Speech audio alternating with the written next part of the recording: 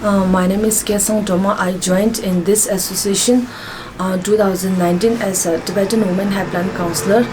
During 2018 to 2021 July, some person tried to impersonate. So at that time, from Central Tibetan Women Association, we sent each and every respective NGOs and institution the mail which is sent by the media bureau. So we explained and we notified them to the letter which is sent by the media bureau is not from us. So we clarified the mail, fraud mail for the organization. As a activists, we are very important and we are keeping very secret of our files.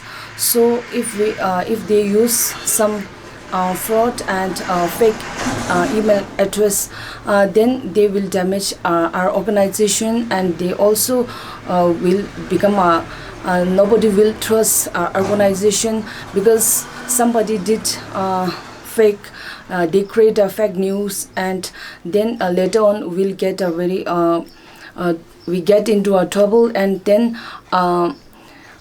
we will get we'll face a very problem. Then nobody will trust us.